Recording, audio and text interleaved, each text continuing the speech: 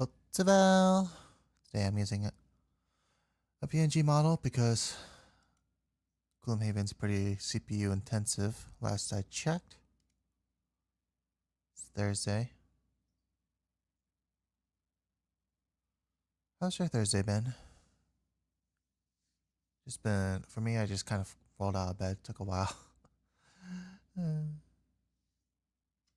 Daylight savings didn't really help. In that regard, I guess it's because I live an undisciplined lifestyle.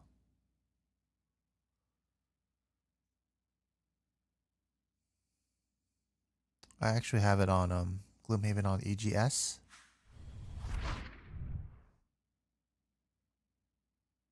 Yeah, screen camera. Fantastic. I probably would have hundreds of hours on Steam.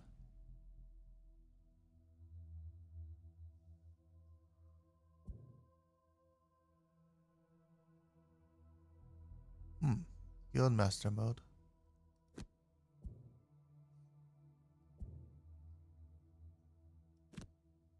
You know, I've never done the Guildmaster mode.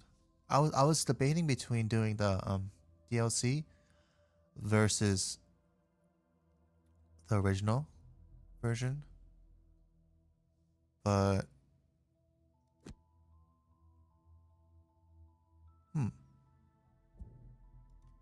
let's do normal.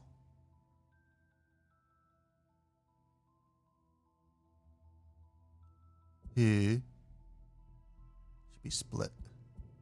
IMO. How come it's grayed out?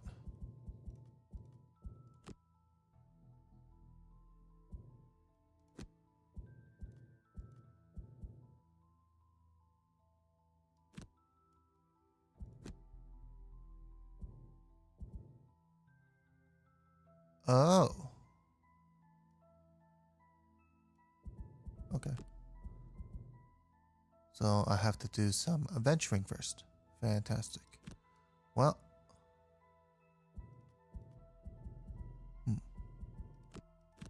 Oh, I have to enter the guild name. Is that what it was? Oh, okay. Then let's call it. I think Starlings would be a pretty good one. But is that too much?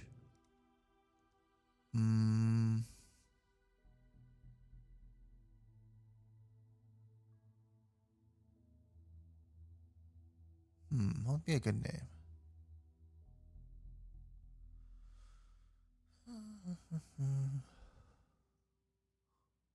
I know.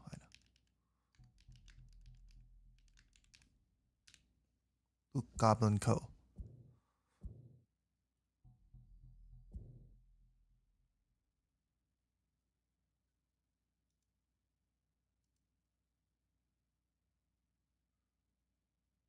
Oh, that's me. I got some art commissioned and I'm using PNG because for some reason Gloomhaven's really heavy on my PC. Hi, Choco. Forgot to say that first. Yeah, let's go with normal. Some modifiers.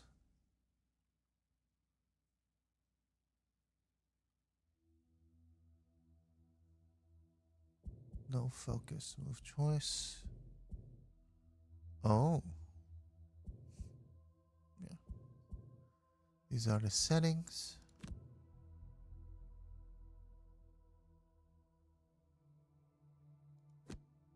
Okay, let's enable this DLC. It's Guildmaster mode. Yeah, let's do tutorial.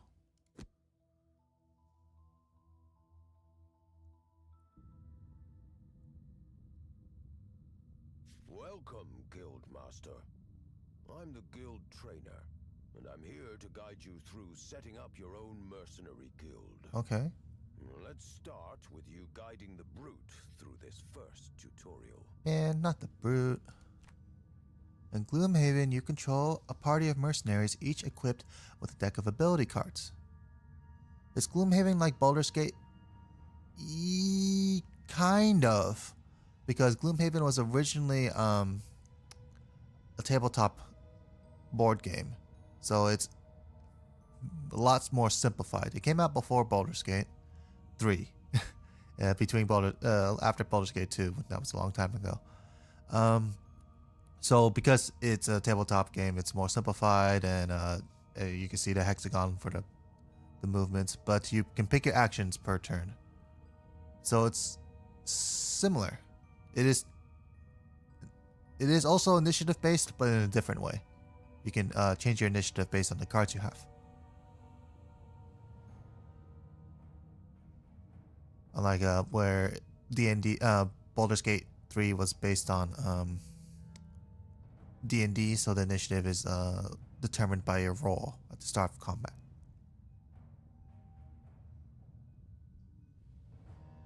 And friendly fire in Gloomhaven is a lot harder to do. There's not much ways you can do it. These cards are how your mercenaries will explore dungeons, fight enemies, and loot treasure. At the beginning of each round, the first thing to do is to select 2 cards for each mercenary to use on their turn. In this tutorial, the brute has just 2 cards at its disposal, and you can see highlighted on the left: grab and go, and trample. Trample. See how the question mark next to the brute's portrait at the top of the screen has changed into a number that shows his initiative up here. The number next to the first card you select determines the character's initiative for the round. The lower the number, the earlier in the round the character will act. Grab and go.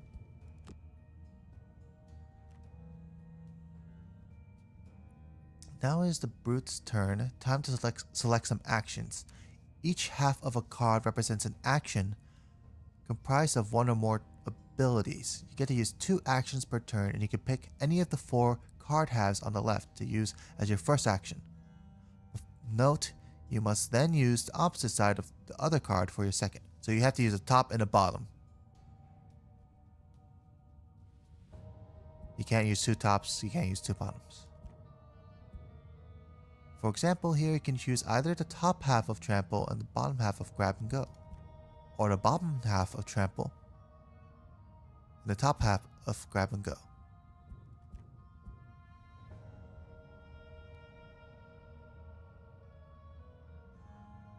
There's nothing for the brute to do in this room, so you'll want to proceed through the door to see what lies beyond with a move ability. Grab and go's bottom half lets the brute move 4 hexes, which is enough to get through the door. Let's use that. Although, probably should move chat up here so my cards aren't blocked. Hooray. Let's move here. Open the door. This room contains your first enemy, a bandit guard. Like player characters, monsters also select actions for their turn. Let's find out what the bandit is planning to do this round by selecting it in the top panel. Move 1, attack 3.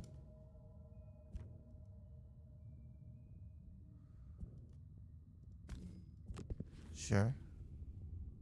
Now that you finish using grab and go for the turn, it is discarded and no longer usable until you return it to your hand via resting. More on that later. For now, it is time to attack.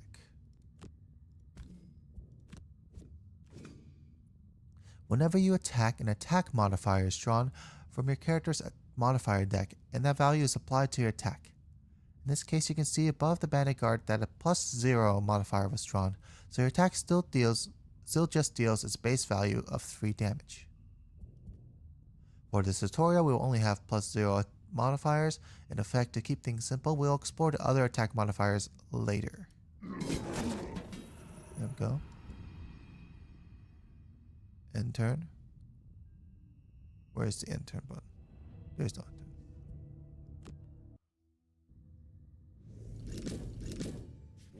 to your first training mission. You've learned the basics, but now you must help the gravely wounded brute deal with a bandit archer elite, a stronger enemy with greater stats than normal. 6 HP. With only a single hit point remaining, any amount of damage getting through will cause the brute to become exhausted.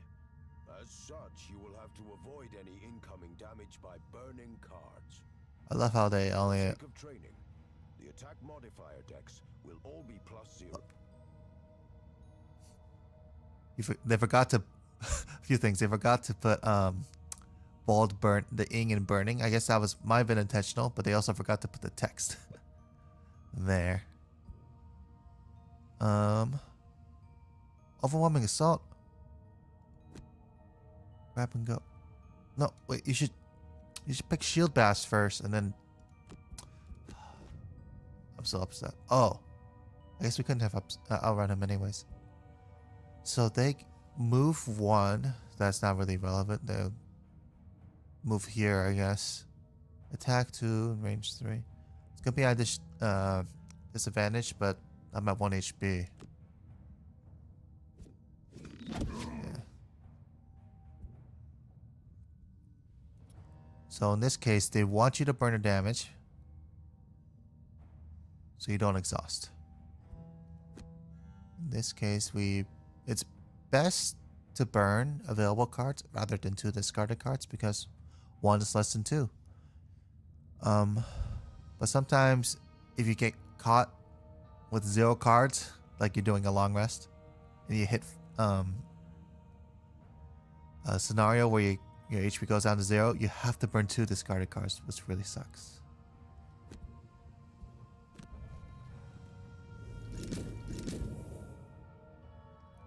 In this case, we choose Overwhelming Assault at 6 damage. There's already set for tutorial.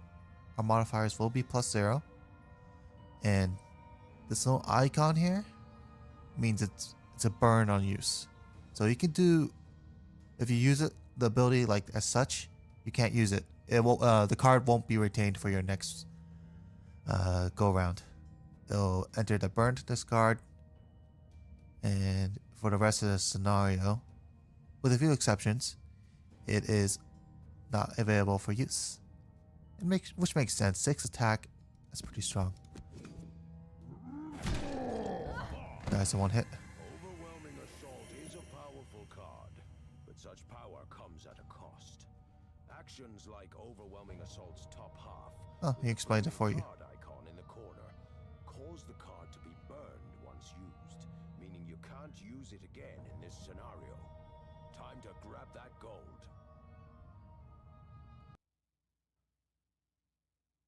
Maybe over here would make a bit more sense.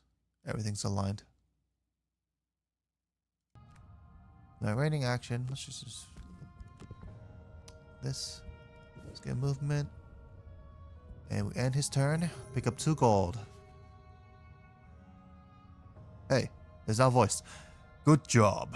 As you can see, you can use only part of your action and skip the remaining parts if you don't want to use them. With no enemies left and your objectives complete, the scenario normally would have ended already, leaving that chest behind. However, for the sake of treating... let me do it. However, for the sake of training, I'm going to set you another objective. Loot the chest. Good. We are Loot Goblin Co. after all. Headlong into that trap, you might want to heal up a bit first. I'd suggest taking a long rest, which will let you heal too and recover enough discarded cards, allowing you to withstand the 2 damage from the trap and reach the chest. Wait a sec, man.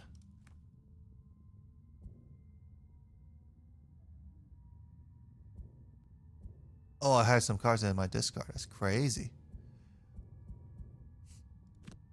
I thought the math didn't add up. I was the one not doing the math. So a long rest, as they say, you have to burn a discarded card, so you can't have infinite turns. And you get to recover all your other discarded cards, and you heal. And your initiative's set at 99. So that's why taking a long rest can be risky when you're surrounded by enemies, because they can knock you down to 0 HP if you're low. and force you to burn 2 discarded cards. So in a way, you're burning 3 cards. One of which was unavoidable, of course, but that is not an ideal situation. Select a discarded card to burn. Let's burn Provoking Roar. End his turn. Now they want us to take damage, because that's the only way, through the traps. There are some characters that can disarm traps, but the brute is not one of them. Since we're already on top of our chest, am I allowed to move back? Ooh, I could do that. Won't die. Haha.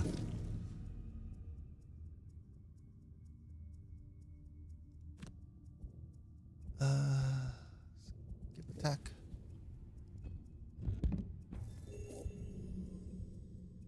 So if you end your turn on the chest, you get to loot it.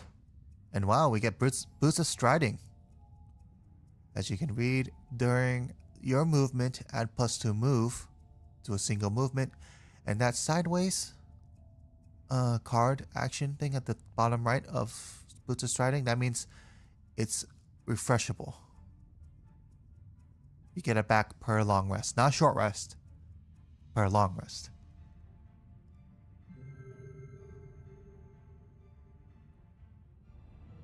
Oh, those boots of striding will come in handy next time you need a little extra mobility. Yeah, true. Right. On to the next part of your training. How much training are you gonna give me? Maybe I should have skipped it. So, you've learned about the basic attack and move abilities, but this time we're going to use some abilities with additional effects. Strip shoes, yeah. A move action with a jump effect will help you here. Do I have jump? Allows you to cross Of course targets I have. containing obstacles or enemies, and even move over traps without triggering them, provided you can reach an empty hex to land on. Those boots of striding you picked up last time can be used to increase a move ability by 2 hexes.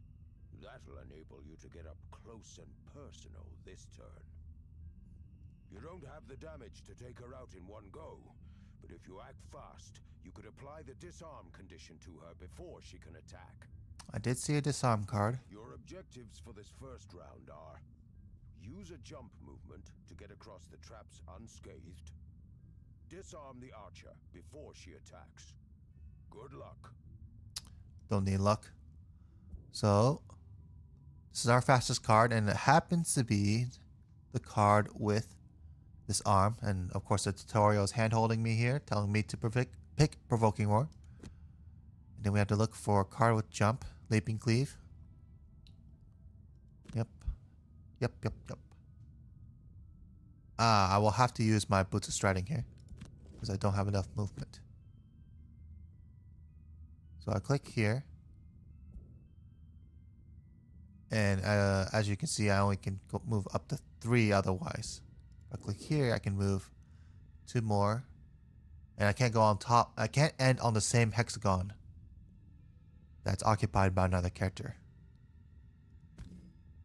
Normally, you can't move through enemy characters, but if you have jump, you can.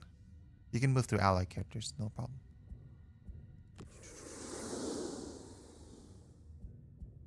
Skip movement. Then we attack.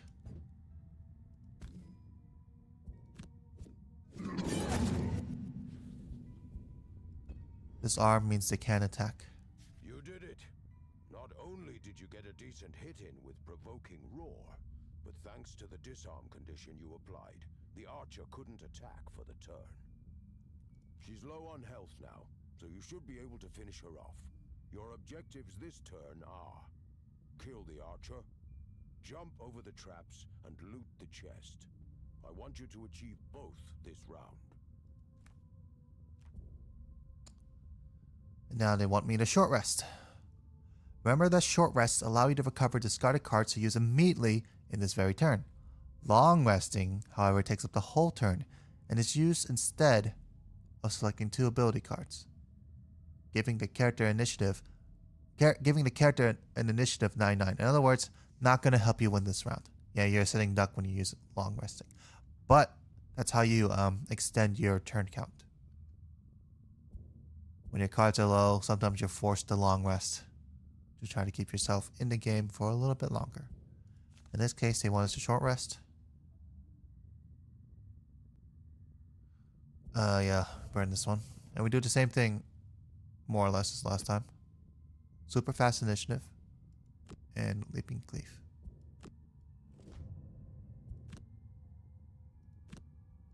Of course, in an actual combat, there's the chance that I roll a bad attack modifier. That's, say, -1 or -2, or God forbid, -3. Or I miss. And then I wouldn't be able to kill off this archer, but +0. No problem. And what's in the chest? What's in the chest? Ooh, a healing pot. Next standable pot's more though. A rest, stab, and a jump right onto the chest. Nicely done. That potion will This trainer guy kind of looks like my father. The Brute's father. I've never seen that character portrait before. To be a successful guildmaster, you need to pay close attention to enemy actions and try to plan your moves around them. Wait, there's 4 enemies here. Just one simple objective for you this time. Don't get attacked. You'll have to start over if an enemy manages to land a hit. Wow. You'll need to escape this room by opening the door in front of the brute. But remember that enemies in the next room will also get to act this round. Yeah. My advice? Act quickly, looking carefully at what actions the enemies are going to take. I've set it up so that you should be able to find a safe place to stand, out of reach from all enemies. Let's see if you can survive. Let's see.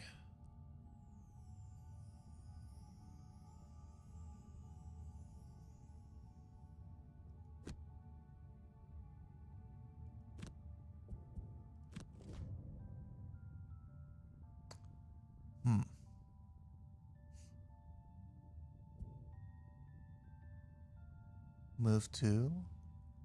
You're also move 2, move 2. Move 1, you have range 3. 1, 2.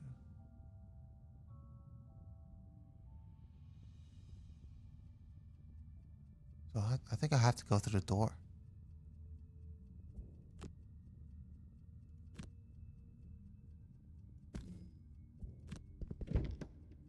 Yep. And he has 2 movement.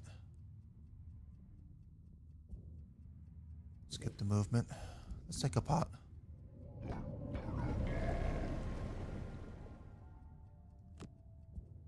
Skip attack.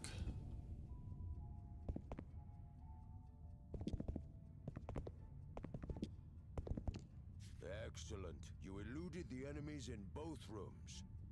Opening a door will always add more enemies to deal with, so make sure you're prepared for that when opening doors in future scenarios. Didn't hear your L+ ratio. Open doors as fast as possible. Just one more round of bandit dodging to complete the mission. You'll find it tricky to locate a safe space this time. Perhaps you could try preventing an attack to survive? So we're short resting here.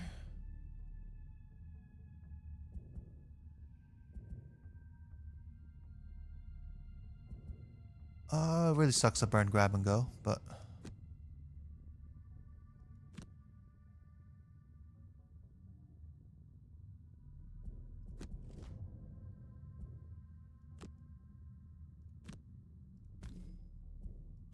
so it's pretty obvious what he wants us to do. He wants us to disarm this bandit. And we're out of range of everybody else.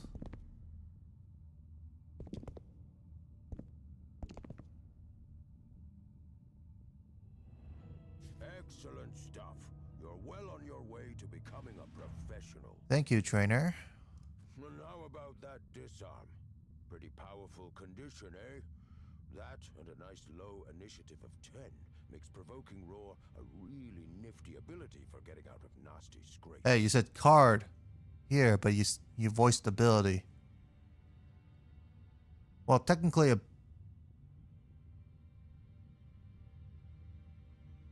you're referring to the ability of the card. I don't know which one's more accurate here. One more test, and then I think you'll be ready to start exploring the world and recruiting mercenaries to our guild. Okay. Let's talk about attack modifiers. So far in your training, characters have always drawn a +0 attack modifier, meaning their attacks have always dealt the exact damage value specified. See a chest over there. This is not normally the case. In real scenarios, for each attack, the character will draw an attack modifier which influences the damage dealt. These can increase the damage by +1, +2, or ×2. Decrease by -1, -2, or ×0, or leave the value unaffected, Tired. as you've seen with a +0. You can see the contents of a character's modifier deck by hovering over any character. Note that unlike player characters, all monsters share a single attack modifier deck. Excluding bosses. For this training scenario, these archers have just 2 attack modifiers remaining in their decks, ×2 and ×0. We want them to draw the ×0 to deal no damage, and we're going to give them disadvantage to ensure that. Gonna explain what disadvantage is for the audience, or what? Well, disadvantage is means it's kind of like in D&D. I think actually they bought directly from D&D. You roll twice and you pick the lowest. Since they only have 2 attack modifiers, that means they're gonna miss. X0 counts as a miss. And of course, advantage is the opposite. You roll twice and you pick the highest. Ranged attacks have disadvantage when their target is on an adjacent hex. This forces the attacker to draw 2 modifier cards instead of just 1, and the worst result is selected. As these archers only have 2 modifiers remaining, if they attack with disadvantage, they will draw both. I wonder if you use worst or worse when there's just 2. As the worst result, dealing no damage. You can see when disadvantage will apply from the flashing purple symbol next to the health bar.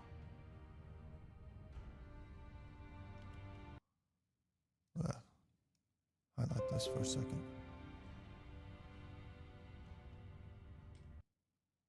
Possibly tweet about this. It's getting kind of jarring seeing the selective balding here. Attacks have disadvantage.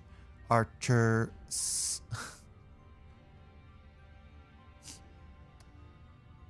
You can only disadvantage one archer here, so kill the other with a ranged attack. Should be easy, as the Brute's attack modifier deck is full of +1s for this mission. You can thank me later. Your objectives are: stand next to one of the archers to give her disadvantage, kill the other archer with a ranged attack. Okay, boss. You got me.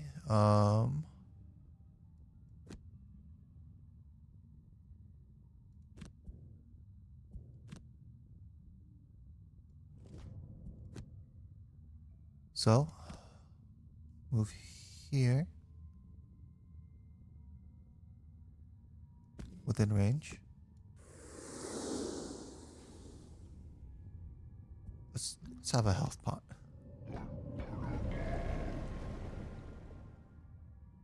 Ooh, I can't survive even with the health pot. Nice gold. But I can't get it. Nice miss. See how she drew both the ×0 and ×2 modifiers?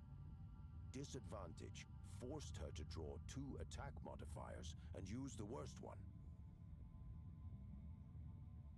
You also saw how your attack with spare dagger drew a +1. thus dealing 4 damage total to take down the other archer. Yeah. Your final objectives are: kill the remaining archer. I'm gonna guess Loot the chest. the chest has a stamina pot, a minor stamina pot. That would be great. Short rest.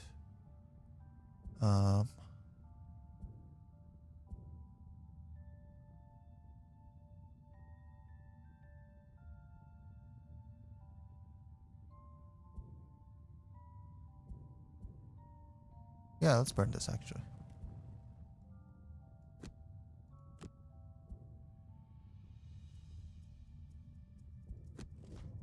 So in this case, I want to reverse it.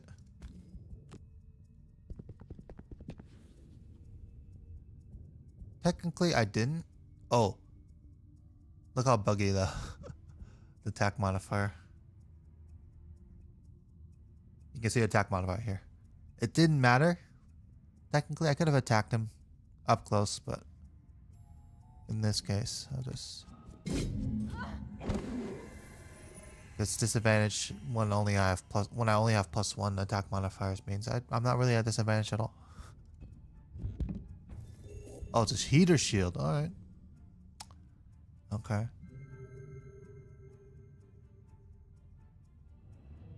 Nice. A heater shield should help you soak up some damage. You've finished your basic training missions. Time Heat. to introduce you to the other mercs and get you exploring. Turn to map. Great work getting through the basic training missions. Allow me to introduce you to the 3rd member of the guild. He ain't much of a fighter though. Hey, not all of us particularly care to be experts at stabbing people. Please excuse me. Greetings, Guildmaster. I'm the humble merchant of your fledgling guild. I deal with the important aspects of running a guild. In other words, money. Which, might I add, is sorely lacking at the moment. What you can see right now is the world map. You've probably noticed that it looks a bit barren at the moment, and, well, I've got some good news and some bad news for you.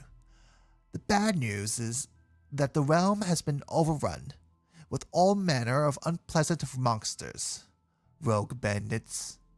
Does that count as a monster? Wandering undead, dark cultists, you name it. The good news is that you're going to help us restore the routes back to the other settlements out there, hidden in the fog. Before we can do anything about that, however, we'll need to get some mercenaries on the guild roster. Let's start with actually recruiting the poor old brute, who's got himself into a spot of bother. Again. Man. I am Brute. Yet again, the Brute finds himself in a precarious situation. Guide him out safely and he'll surely join the guild.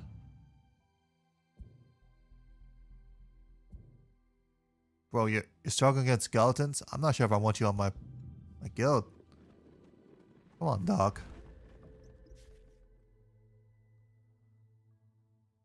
The trainer tells you to head to the Demon's Gate graveyard, and there you find a mausoleum with a smashed in front door. Walking down the steps into the gloom below, you follow a trail of broken bones until you hear the sounds of battle.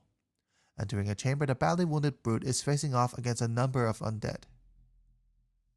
Alright.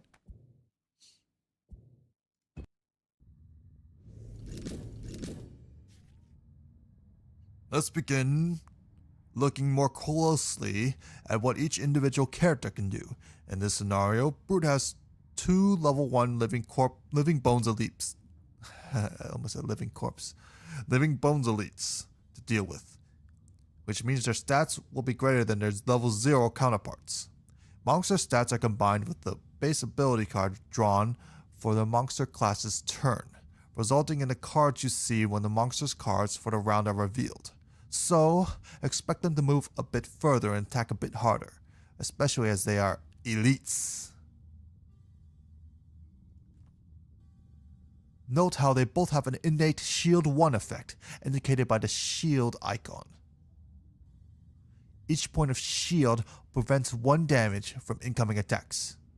However, an amount of shield can be ignored if targeted with an attack with Pierce. I have it on good authority that these living bones are going to attack more than once each turn. More than one each this turn. You are low on cards and won't be able to afford to burn any cards, so surviving here will require some shielding of your own. By the way, while these enemy shields are an innate persistent effect, normally active bonuses granting abilities such as shield are accompanied by a round or persistent duration icon. Your objectives are killing a living bones using an attack with Pierce. Apply some shield of your own. Use your minor healing potion. That should help you survive this round. So clearly, shield bash, because it has that really high initiative and the shield he mentioned. And we need trample, because that has Pierce. Move 4, so it was impossible to dodge them. So in this case, let's heal up first. Let's put up the shield.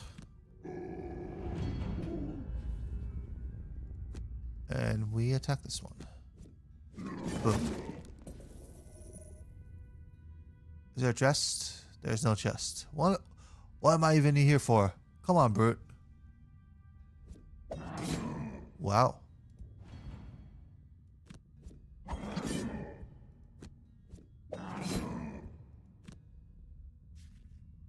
Yikes. That was quite an onslaught. Nonetheless, your shield prevented enough damage to keep Brute alive. Phew. Final objective. Kill the remaining living bones. Good luck. He's a tanky one. A tip for you. Perhaps you could use all push and trap combo. Note that shield only prevents damage from attacks, but it doesn't do anything against direct damage, such as from traps. No, I didn't know that one. Although, I guess I subconsciously knew. So, attack 3. Got a short rest here. This one's a push. Do I have any other kind of push thingy?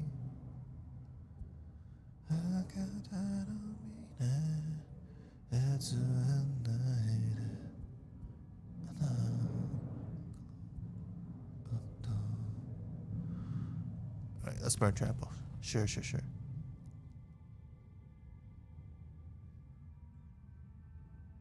I don't have enough cards. Otherwise, I would try to stun.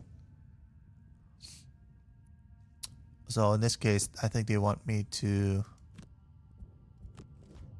go like that. They purposely pick a slow initiative so you can't mess up. So in this case, we want to first use our bottom action.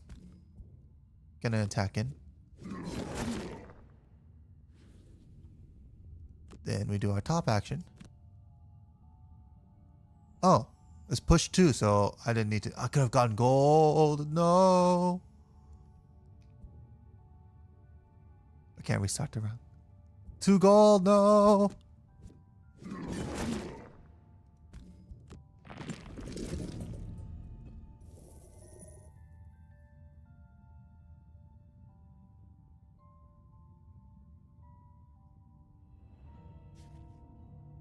Save the brute yet again. I hear he's decided that adventuring alone is not working out for him, so he's agreed to be the first mercenary in your guild. Let's get out of this dusty crypt and see who else we can recruit. 2 gold.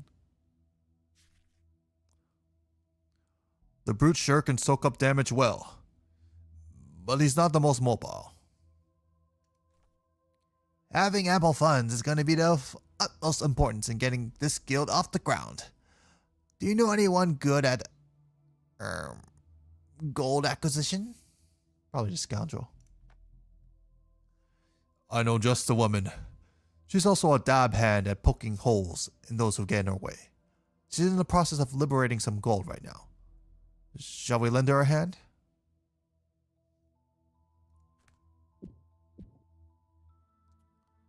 A blade in the night. If I recall correctly, they won't let me change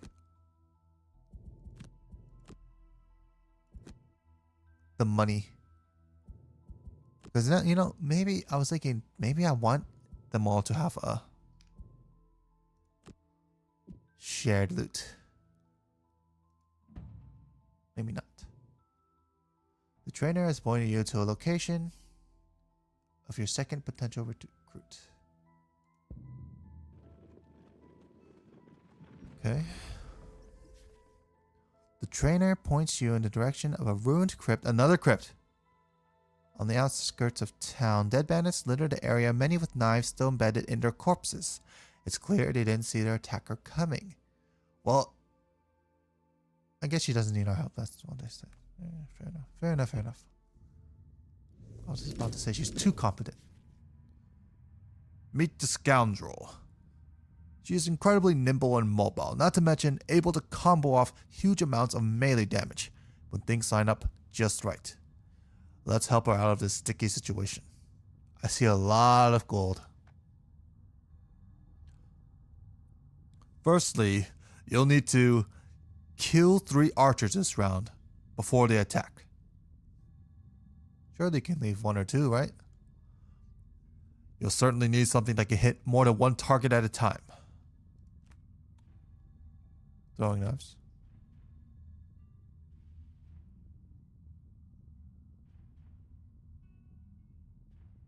Where's my loot? There it is.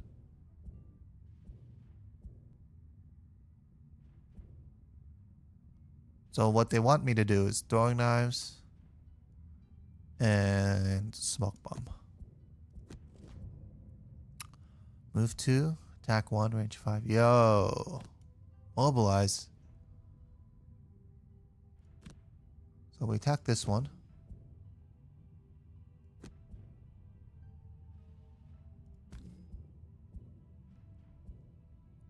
Well, not attack, but we pull him here. Guys to the trap. Let me multi-attack this.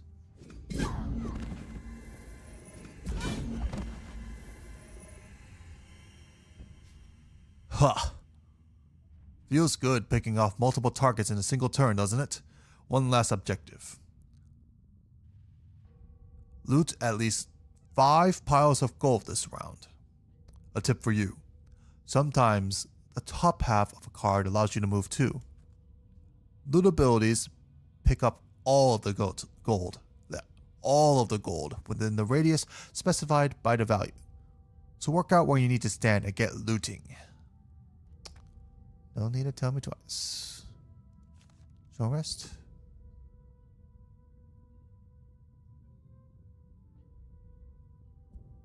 I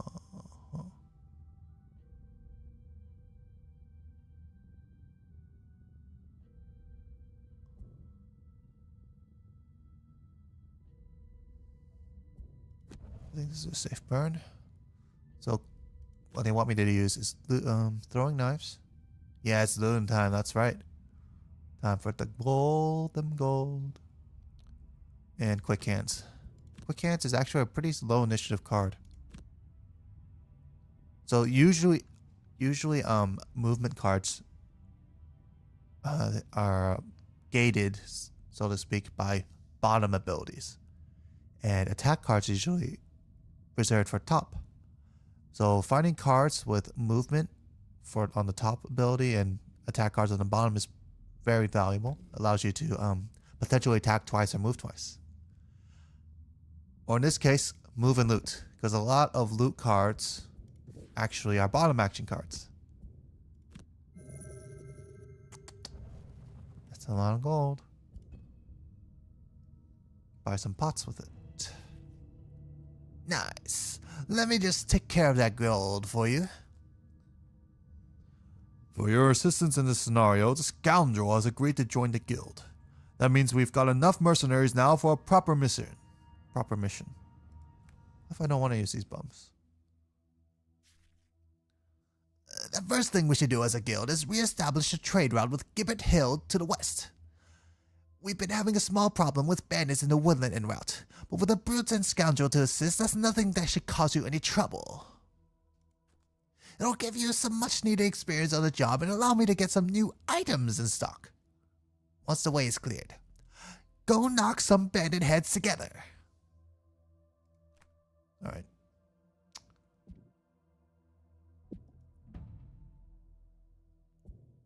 Time to mark some bandits.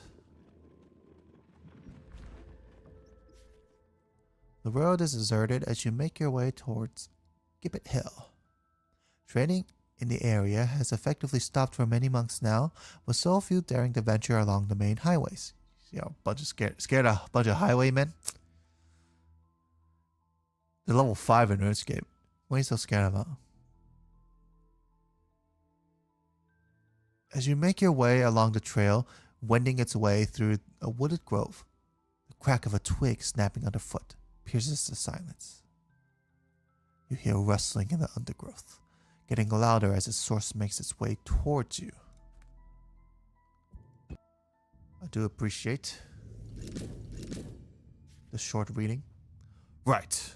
This is your first proper fight. Looks like 2 clearings with a couple of bandits each. I mean, 2 areas, right? Yeah. Just remember what I've taught you, and don't enter the second clearing until you're ready. You can change the character's starting position this time by clicking the white hexes to choose a formation that suits you before starting your first turn. By the way, if you're struggling to make out objects and enemies in the undergrowth, you can press to highlight them. You can also see the turn order of monsters of the same class that way. They will all get the same initiative from the card drawn for their class, but the actual order per monster on that class's turn is determined by their ID numbers. Lower numbers act first. I think it was tab, yeah. This is Bandit Archer 3. This is Bandit Archer 5. Does that imply there's 5 Bandit Archers? I'm a little scared of that. But okay. Let's move up. Now I have 2 characters to control. Woohoo! Let's see. Can we finish off one?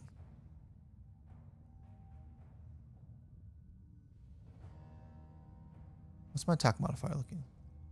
I have a full attack modifier deck now. Oh. It's a little slow though. Let's see what she can do. Does he have a faster move? Move 6. Jump move 3. Attack 6. Straight on work. How about this person? Do I have any movement? Any pull? Nope. Disarm. Move and poison.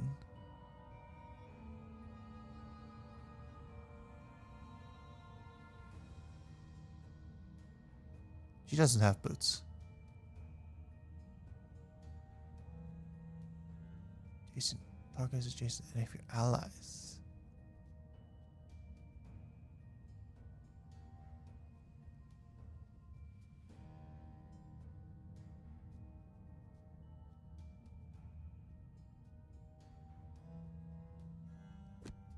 One, 2, 3, 4, 5, 6.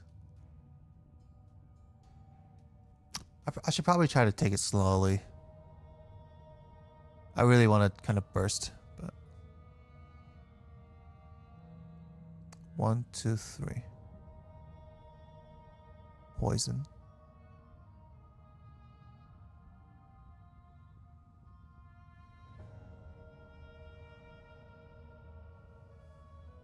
And what should I do for my top then? Venom Shift? No. Okay, I might be able to kill him if I use that. So we'll do Special Mixture, Swift Bow. Scoundrel, does he have a move 3?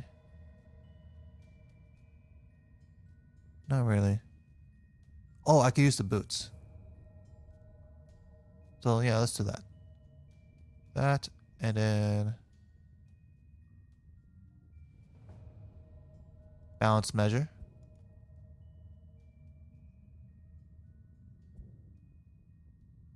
Oh wait, I need to move after if I want to get that poison.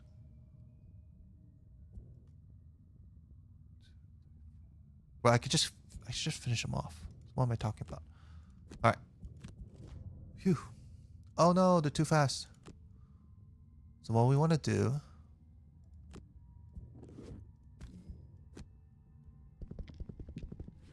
let's move 4.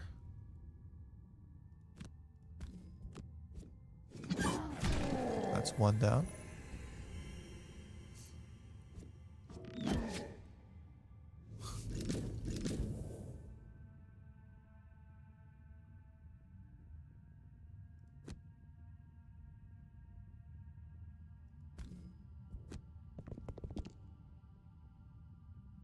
Skip ability, because there's no one to poison.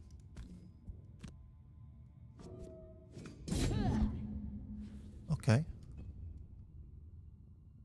Now, let's jump her.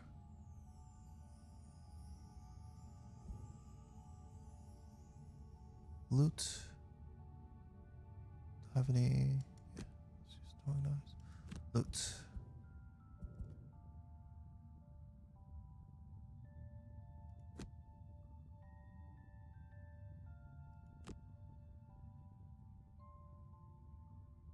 Do I have any permanent cards? Nope. This is probably the least useful. So we just... Oh, I'm out of range. Ooh.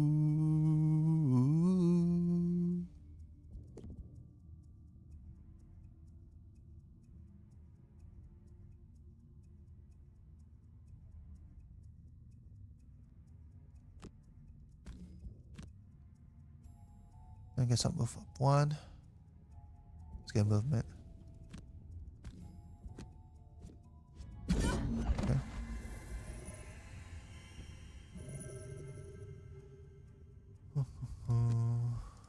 Jump. Oh, there's a lot of gold. That's a lot of gold.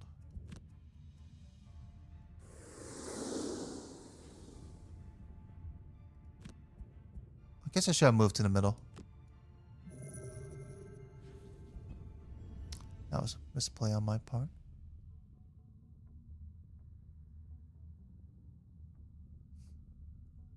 Definitely should have moved to the middle.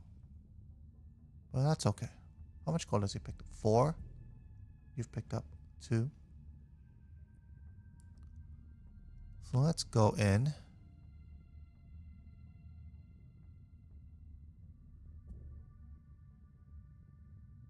How big is this? It's pretty big. So let's be slightly cautious.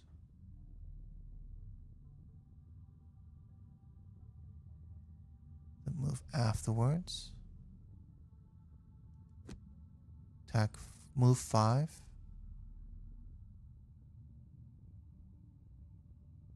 And invisible. No, actually, you know what? Hexagon. Am I looting you? I might be. Sheesh, I didn't know Hexagon would stop by.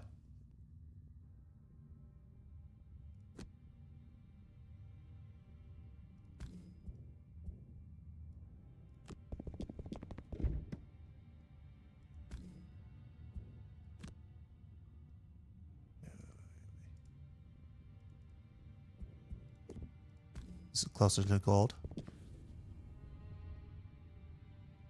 Double the value.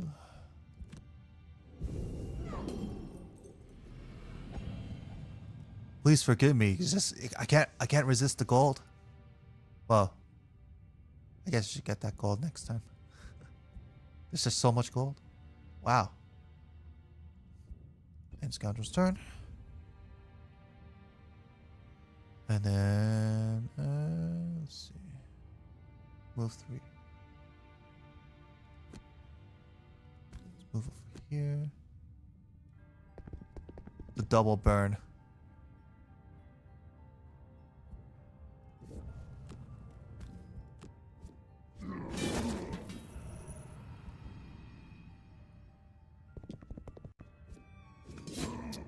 Still getting to me.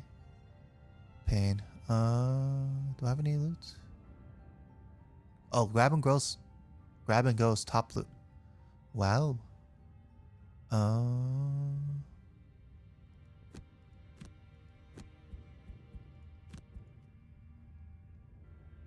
You know what?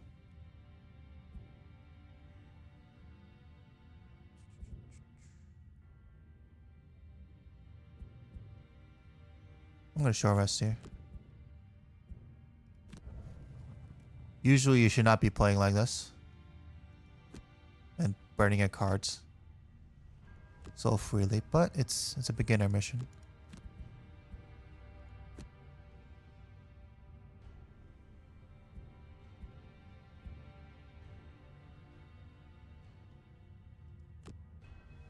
Where's my other range attack items?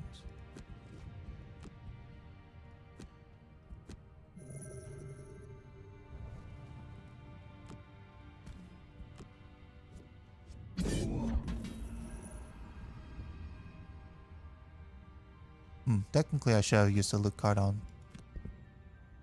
the brute as well. It seems like I have much to learn in the way of the loot monkey. Did I say loot monkey? I mean loot goblin.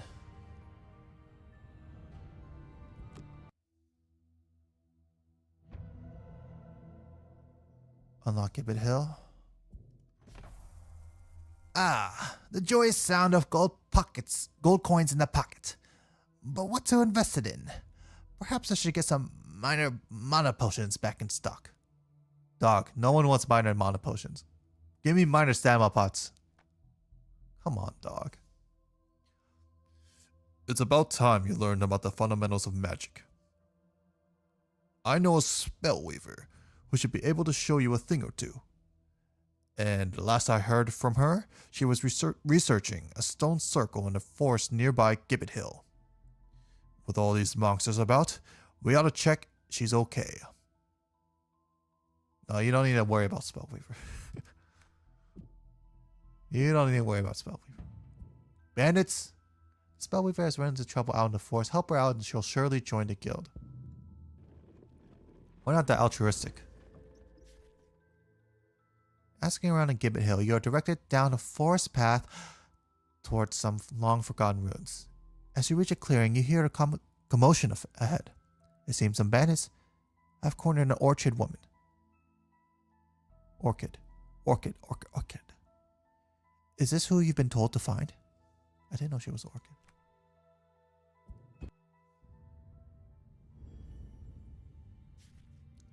Meet the Spellweaver, a powerful but fragile magic wielder who can harness the natural elements of the world.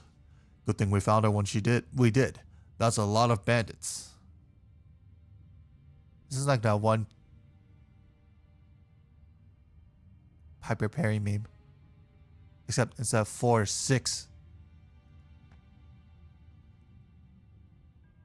To get her out of this mess, you'll need to harness the power of the elements infused in the battlefield. The elemental infusions display can be seen on the right of the screen. No, it can't. At least not yet. Indicating which magical elements are available for consuming.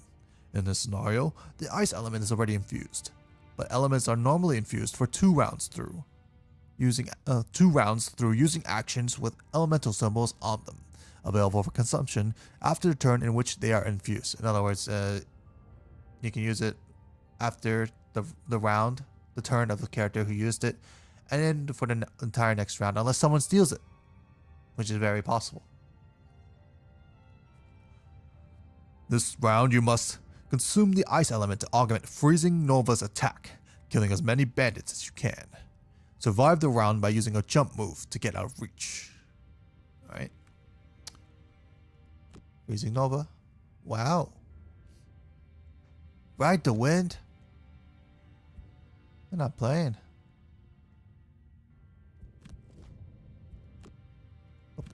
How many of them did I kill?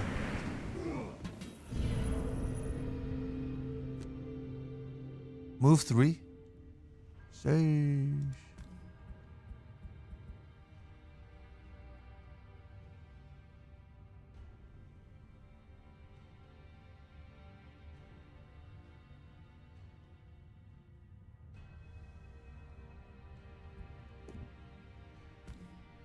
One, two, three. 1, 2, 3. Wait. Oh, they're all mobilized. Right. By consuming the ice element, Freezing Nova dealt 3 base damage instead of 2, knocking out 3 bandits plus applying the immobilized condition, so the bandits couldn't chase after you is pretty darn powerful, eh? Can't learn how to read better. Sheesh. Ride the Wind also infused the air element for you to use later, if need be. You may have also noticed, with only 3 unburnt cards remaining, Spellweaver will be exhausted after the next round is over, as you cannot return burned cards via resting. Fortunately, the Spellweaver has a very powerful trick up her sleeve. Many of her powerful cards may burn after usage, but the top half of Reviving Ether allows her to return all her burned cards to her hand.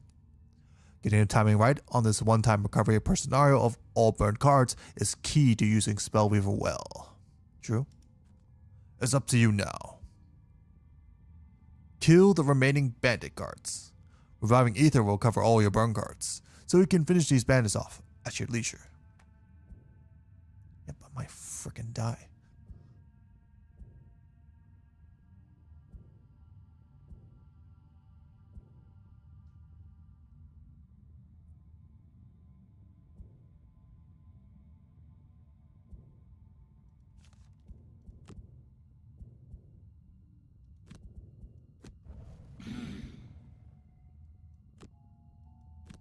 Hope they're not moving too much.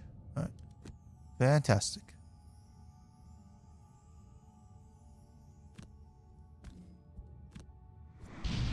Boom.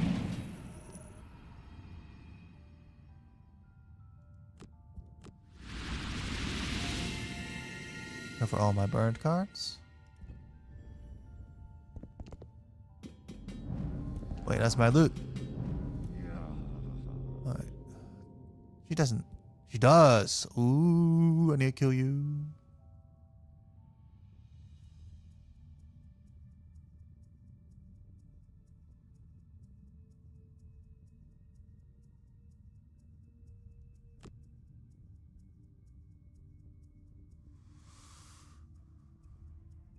There's no way.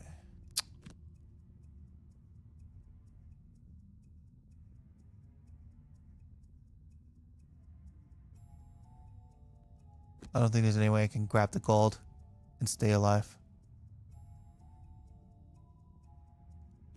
I can try to greed for it. Oh, attack one. Ooh.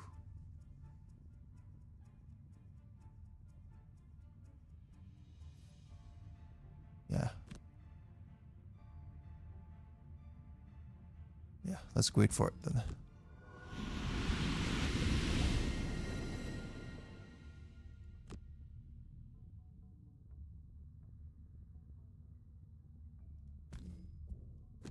We're just attacking one. For the gold.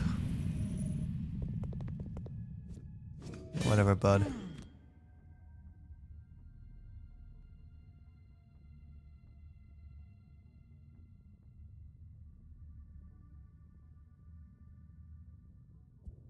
I have any other jumps? I don't. Man. Let's see if there's a way. Do I have enough movement? I don't. Oh my gosh. Well, So we can finish him off this way then. This one has 4 gold, so that's where we're going. Let's get movement. Let's fire.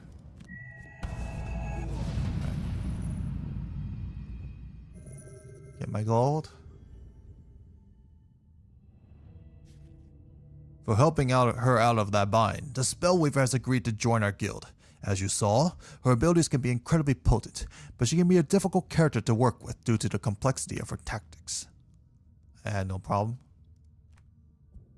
Oh, I guess missing some gold that I wanted to get. It's a bit of a problem. That's the elemental schools of magic covered. Perhaps we can do with recruiting someone who understands high-tech contraptions and such. I swear there was a quartal tinkerer messing about with a power core or some other artifact in tavern not too long ago. This is the kind of guy who doesn't forget about anything. Good call. I heard he was looking for fellow explorers to investigate a tomb nearby. Barkeep said he set off yesterday. Sounds to me like the sort who might be interested in joining a guild such as our own. Let's see if we can find him. Help the Tinkerer escape one of the demon's gates, many crypts. Another crypt! And he'll surely join the guild. Wow, we have an encounter today. This time. A cart lies seemingly abandoned by the side of the road. Whoever owns it is nowhere to be seen. The back of the cart is mostly loaded with junk, but there is a barrel loaded with food. And you are feeling rather hungry. Do I eat the food or leave the cart alone? Well, I am the cautious, so I'm leaving that cart alone. Tempting as the food poking out the barrel may be, you decide to leave the cart alone lest the owner return and continue down the path.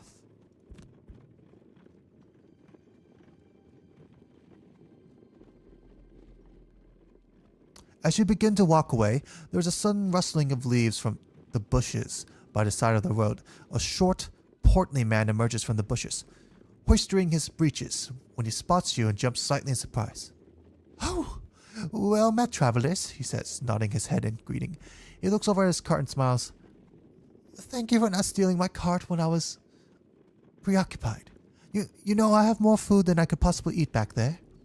You're welcome to join me for a meal." You accept the man's offer and partake in a meal far superior to the meager supplies you brought with you. You finish your meal and part ways with the kind man, invigorated by the fine meal you consumed. Oh, we are strengthened. Okay. Without blessing, but strengthened is good too.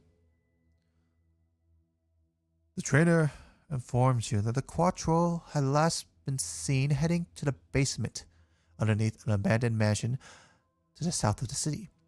You see the mansion and find the front door wide open and small footprints in the thick dust. You follow these to a door to the deep dark basement.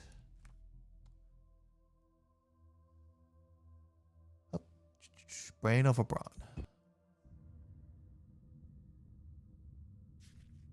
Meet the Tinkerer. He's a great support character to have on a team, but can also take on multiple enemies in a pinch. Looking at all these skeletons, or those skeletons, I'd say discount this one. Currently he is wounded and will take 1 minor damage at the start of his turn, so you ought to heal him as soon as possible with that minor health potion. Looking at where the enemies are in this room I advise you go as late as possible this round. Sometimes it's better to go slow and let the enemies come to you, so you aren't at risk of being attacked. Then you use one of the Tinkerer's famous area effect attacks to deal some serious damage to multiple enemies at once. You can recognize such abilities by their hex-shaped patterns on the ability card, showing you the shape of the area it will target. Well, he does have that health bond. I don't have to worry about his health. So he's talking about Ink Bomb, of course. Ink Bomb first.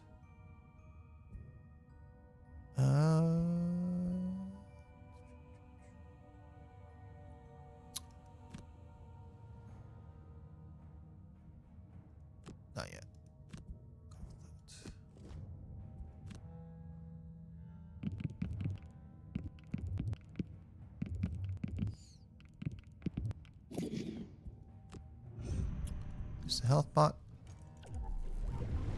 Zoom in. You may have noticed that if you use a heal ability when wounded, the character not only recovers health points, but loses the wound condition. Healing can also remove the poison condition, but in that case you will only remove the condition itself and regain no hit points. Yeah, poison is really strong.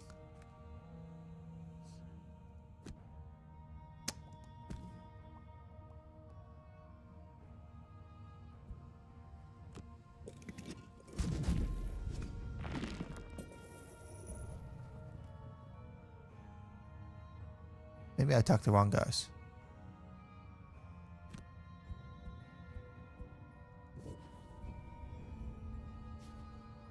Boom. Ink bomb was pretty good, eh?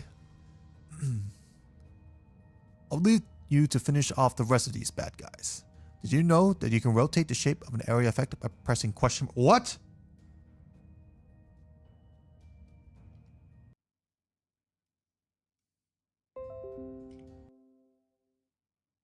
What? I didn't know that.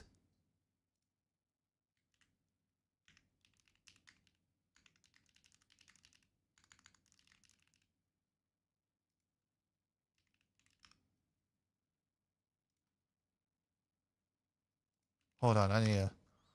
What?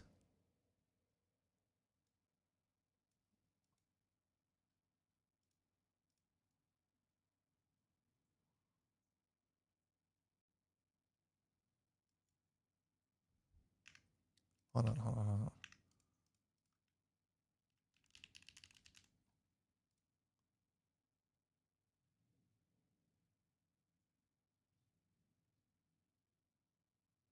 Wow.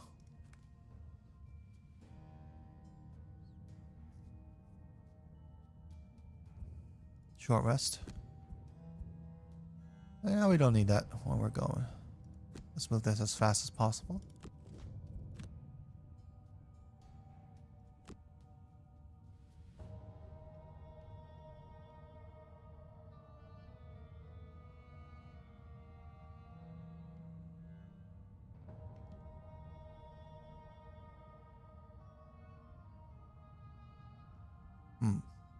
Wait.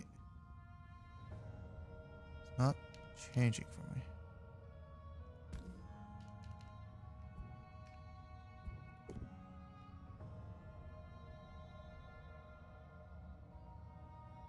Pretty sure this is the question mark. It's not. Trying to figure out. Holy crap.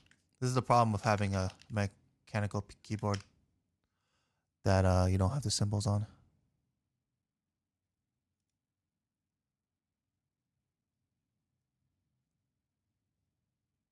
Yeah. It is that.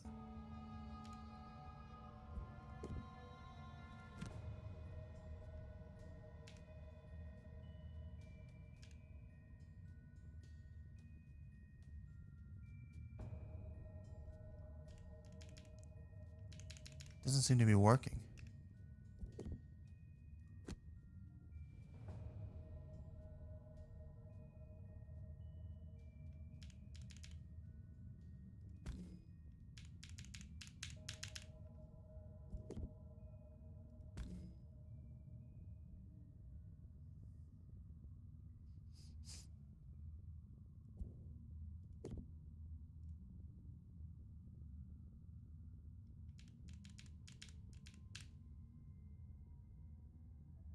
Am I able to restart the round?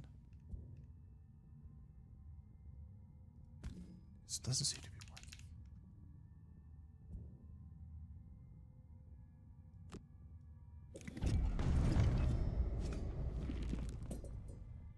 I won't be able to kill him off.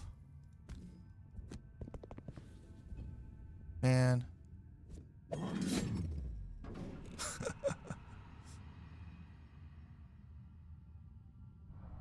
Defeat. Remember when enemies are nearby to try and go first. Net shooter should help you finish them off. Try. Yeah, that's so weird. Alright. Ink bomb and then move up a bit. In this case. Up a little bit.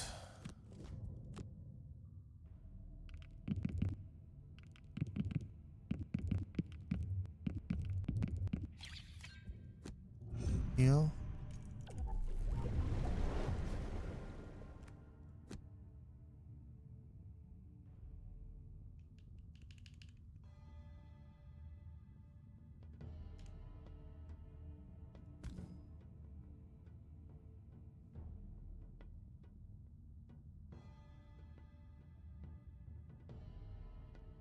Man, they have 5. That's so annoying. Yeah, I don't see the question mark thingy working. Are they lying to me?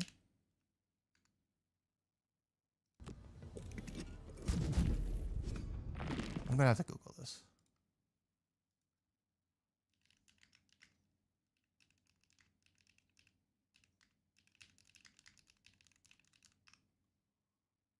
N. Huh.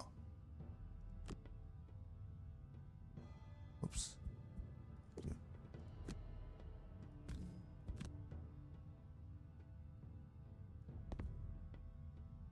Movement. It's N, not question mark.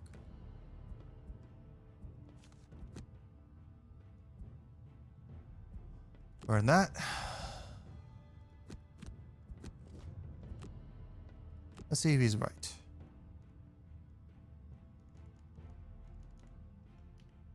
Doesn't seem to be right. We should just end.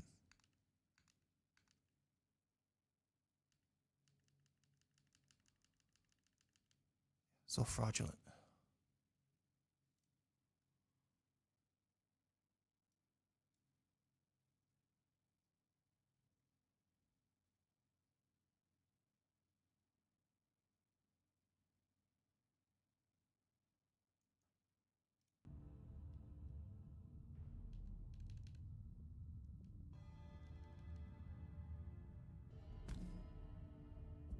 New targets. I have to figure out this rotational trick.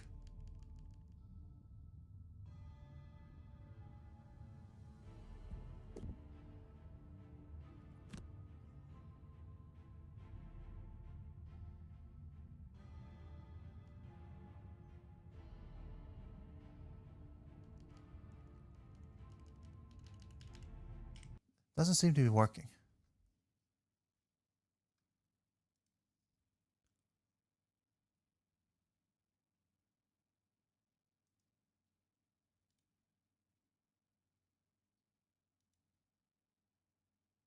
R.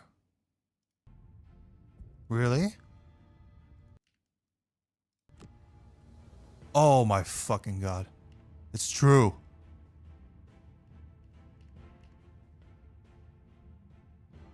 Oh snap.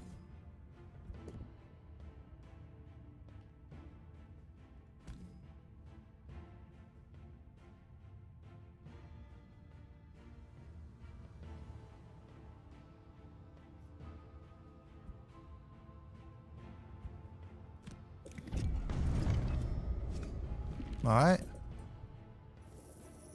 It's R.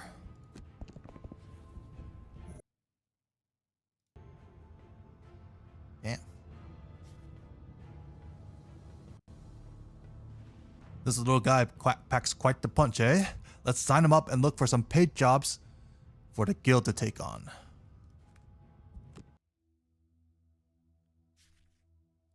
We're getting a proper mercenary guild together now. Well, let me say that again. We're getting a proper mercenary guild together now. I don't know. My voice keeps popping up. I guess some particular phrasing, you just can't really get a hang of it. Speaking of paid jobs, I met someone who has requested our help.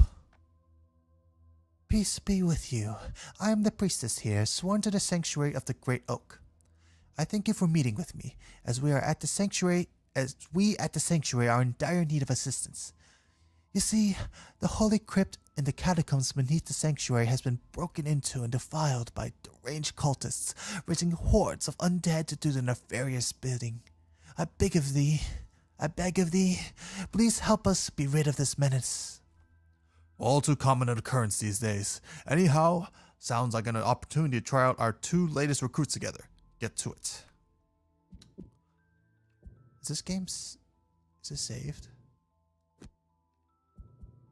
Hold on a sec.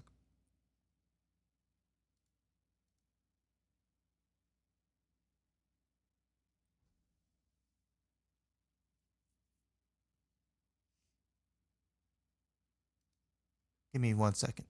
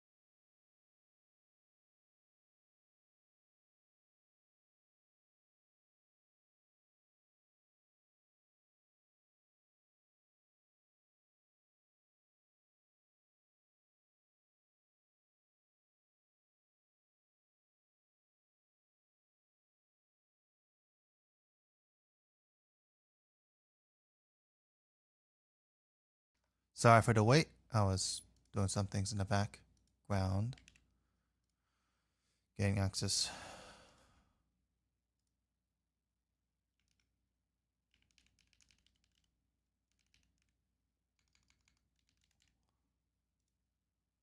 So account I forgot the password of apparently.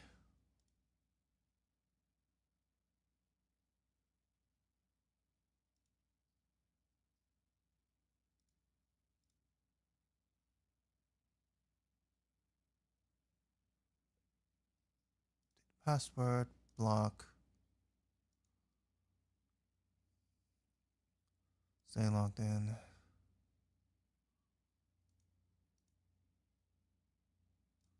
For some reason I got a message on Twitter. Oh. Yeah, I'll take care of that later. She did respond. That's crazy. Anyways, let's tackle a Tomb of Horrors.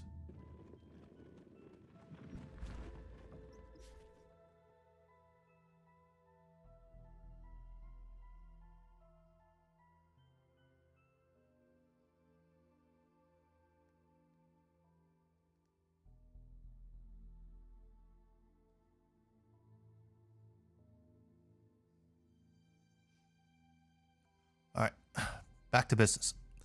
The keeper meets you at the entrance of the temple, where many of the acolytes look fearfully towards the building. She explains that portals have opened in the crypts, and that although they have a holy symbol capable of closing them, no one is brave enough to enter the crypt. She gives you the artifact and explains, "You will need to remain in the crypt for some time, and then the symbol will close and dispel the portals. Good luck."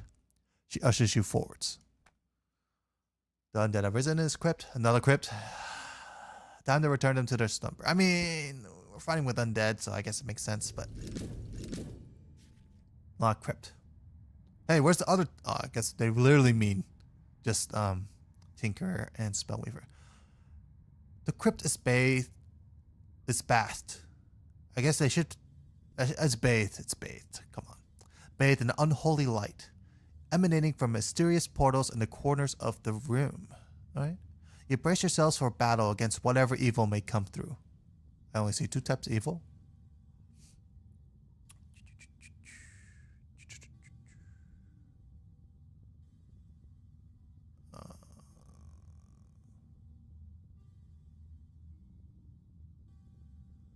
Let's get some good positioning first.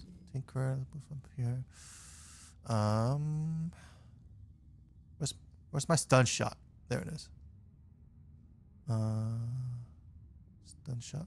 Them over there. Yes. Do I have a pole? I do. I do have a pole. Indeed, I do have a pole. But we should move up here. Enhancement field.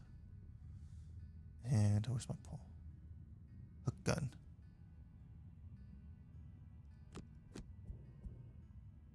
Moving pretty slowly. Let's move it back 1. Slow enough? Yep. Maybe I should pick something other than reviving either, actually. Another attack. I have a bottom attack and flame strike, so we'll use flame strike.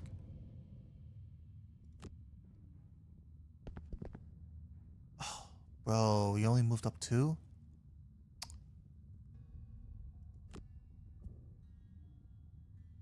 Oh, I guess I could push him in range though. That works. I'm a genius.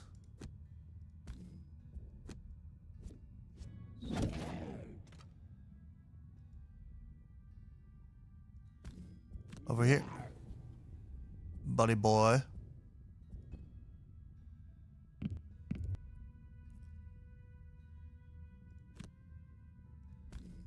XP. I guess there'll be more enemies coming out because no way it's this freaking easy.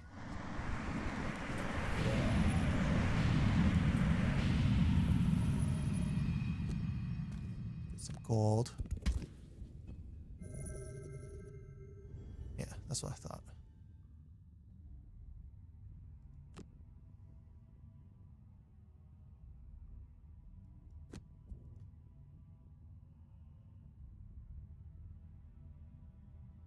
Seize this status moment.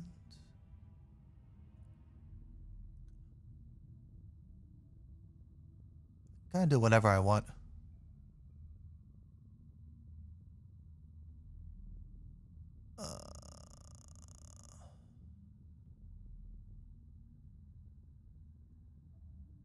Cover all the discarded cards. How many discarded cards? We'll have. Well, stun shot, I guess. And move. Oh.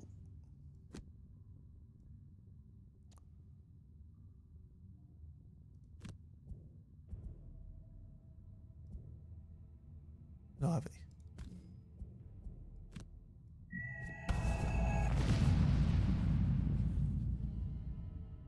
What's your movement? Move 2?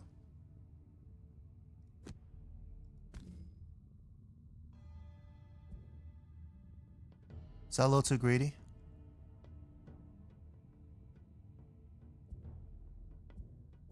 Undo. Let's move here, and then I think I have my loot 1. Ride the wind, yep.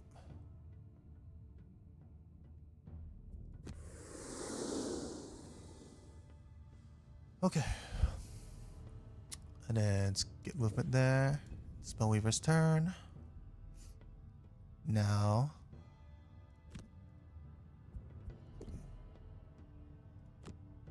Move up a bit. Skip ability. Stun. Oh. Okay.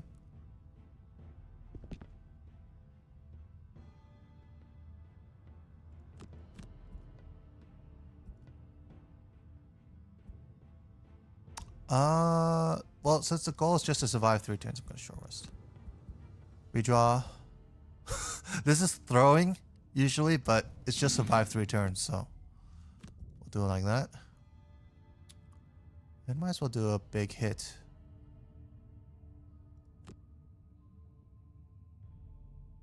Yeah. Technically, this is better.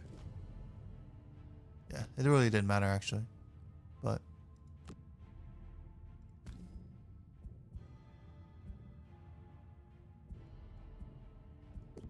Let's attack the scaly boy. He has no shield, huh? What kind of living bones elite doesn't have shield?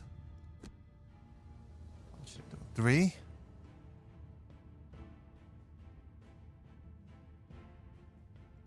Getting some gold. Odds are in my favor. Skin movement. And you know what? Actually, I'll just immobilize them.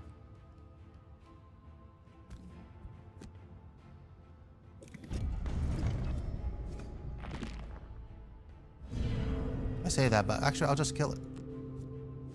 Boom. Easy game.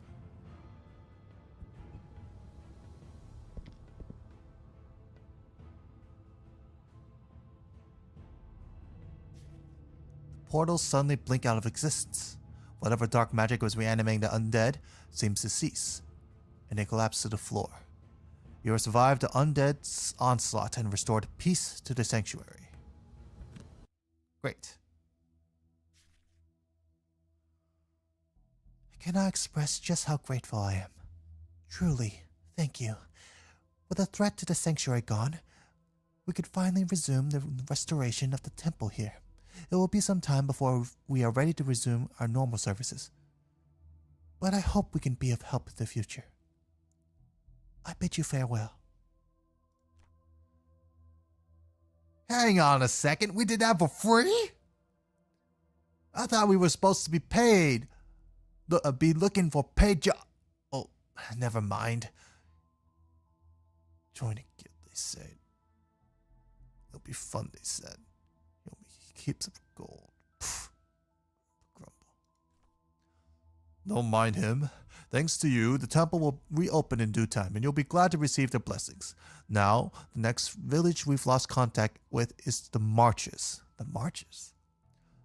The route is under lockdown after a number of raids from small bands of vermlings camping nearby. I want you to head up north and see if you can drive them out. Oh, and watch out for their hounds. Let these scars across my face be a warning to you. You get up close to those dogs, and they'll bite back. I think it's a good place to end it. Go to the main menu. All progress will be saved. Oh, that's wonderful to hear. Some games they don't save your progress. But let's see, if I were to click load. Oh, we have 2 guys? That's good. That's pretty wild.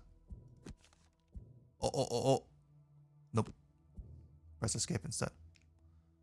And that'll be it for today. I'm going to exit out. Gloomhaven for you.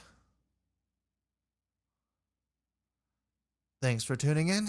Anyone watching this live or catching the VOD, please make sure to like and subscribe if you like the content. I plan to play more Gloomhaven in the future. It took a long time for me to get started, and you know what? I think this is a pretty fun game mode. I kind of hope they stop hand-holding me, but you know, that day will eventually come, I'm sure. But until then, this is velleity. You were watching velleity channel. Tomorrow I will be doing some karaoke. I hope that goes well. I haven't really thought about what songs I want to sing. But yeah, I hope you enjoy your Thursday or Friday for some of you. It's almost, for instance, it's almost 5 a.m. in Japan. But I hope you have a wonderful day. Otsuvell. Bye.